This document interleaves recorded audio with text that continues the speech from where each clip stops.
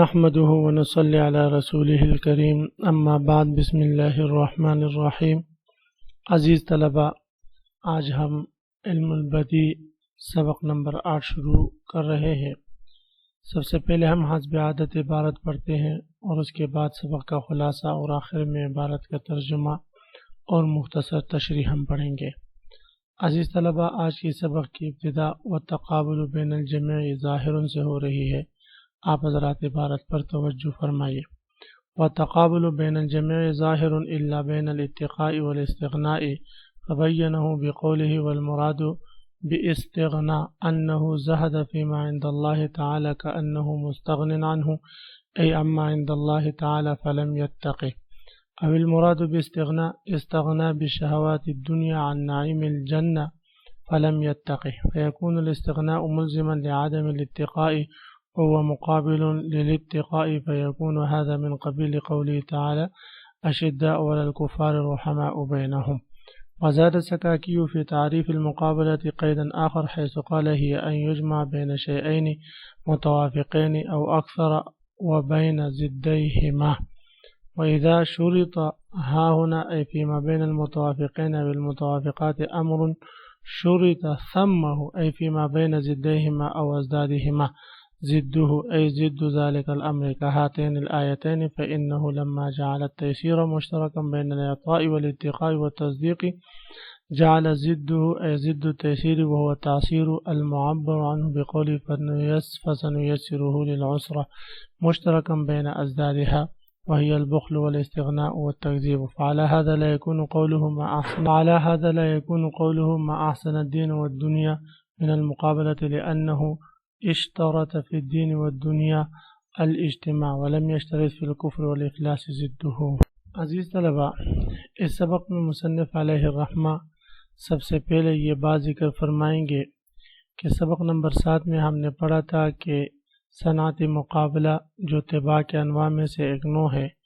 وہ یہ ہے کہ دو یا دو سے زیادہ متوافق معنیوں کو ذکر کرنے کے بعد ان کے مقابل معنیوں کو ذکر، تو اس کی مثالوں میں سے مصنف علیہ الرحمہ نے ایک مثال یہ آیات کریمہ کی صورت میں دی ہے، جس میں 4 متوافق معنیوں کے مقابل 4 متضاد معنی ان کے ذکر فرمائے ہیں ترتیب کے ساتھ۔ مصنف علیہ الرحمہ فرما رہے اس مثال میں جو 4 متوافق معنیوں کے مقابل متضاد 4 معنی ہے، ان کے آپس میں جو تقابل ہے، یہ تقابل تو باقیوں میں ظاہر ہے سوائے اتقاء اور استغناء کے۔ دیکھیں یہاں پر اعطاء کے مقابلے میں بخل آیا ہے، دونوں میں تقابل واضح ہے۔ یہاں اتقاء کے مقابلے میں استغناء آیا ہے۔ اتقاء بچنے کو کہتے ہیں، اپنے آپ کو بچانا، استغناء کہتے ہیں اپنے آپ کو مستغنی سمجھنا۔ ان دونوں میں تقابل بظاہر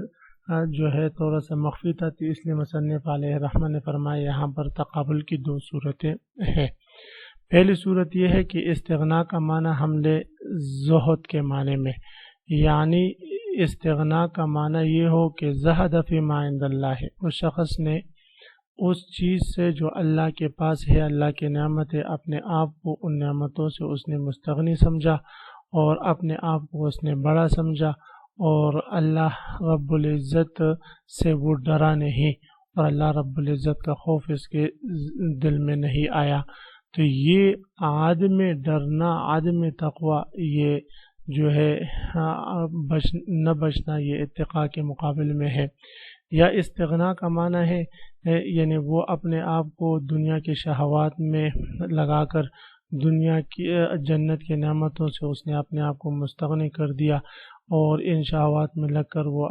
اپنے آپ کو اس نے کفر سے نہیں بچایا۔ تو ایک طرف سے تقوی ہے اور دوسری طرف سے عدم تقوی ہے۔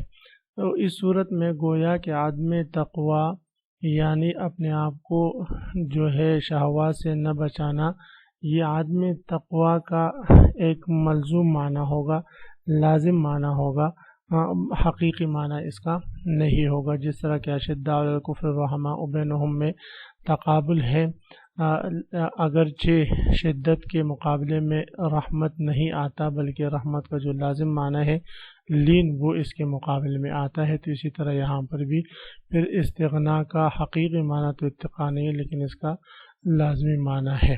مصنف علیہ رحمہ فرما رہے وتقابل بین الجمع ظاہر، ان تمام معنیوں میں تقابل یہ ظاہر ہے، الا بین الاتقاء والاستغناء، سوائے اتقاء اور استغناء کے، فبینہ بقولہ، بس اس تقابل کو مصنف علیہ الرحمہ نے اشکارا کیا اپنے اس قول، والمراد باستغناء انہ زہد فیما عند اللہ، استغناء کا مطلب یہ ہے کہ اس نے بے رغبتی اختیار کی ان چیزوں سے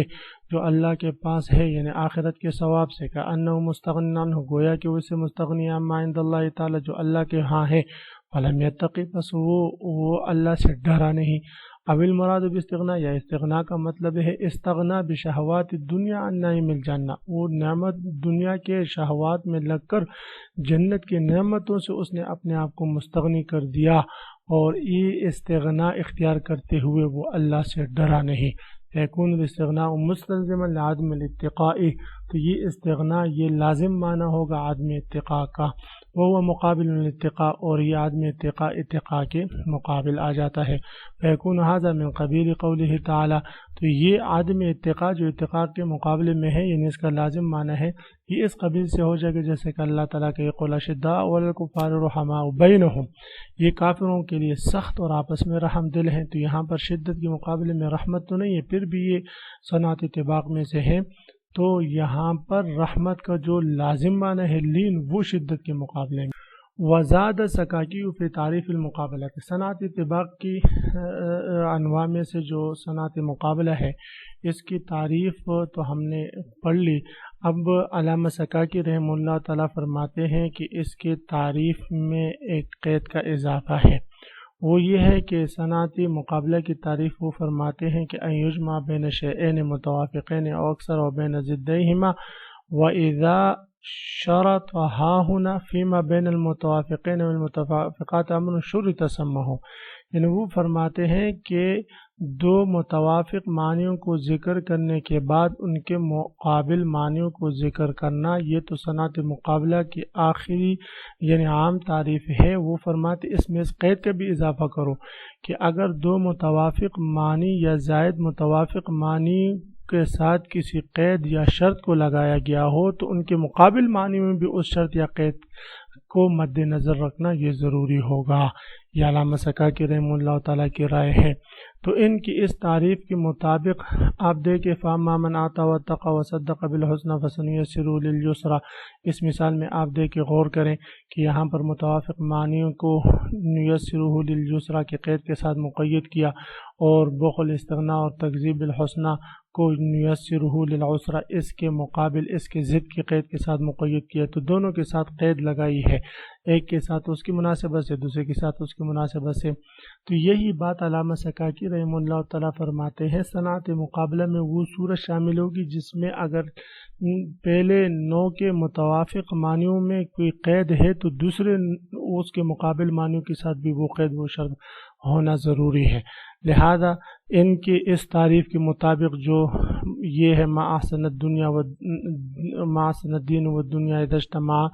یہ جو ہے صنعت مقابلہ سے یہ مثال نکل جائے گی، اس لیے کہ یہاں پر دین اور دنیا کو تو اذا اجتماع کی قید کے ساتھ مقید کیا ہے، لیکن اقبح الکفر والافلاس بالرجل، کفر اور افلاس کو اس قید کے ساتھ مقید نہیں کیا، تو اس لیے یہ فرماتے ہیں یہ صنعت مقابلہ میں سے ان کی تعریف کے مطابق نہیں ہوگی۔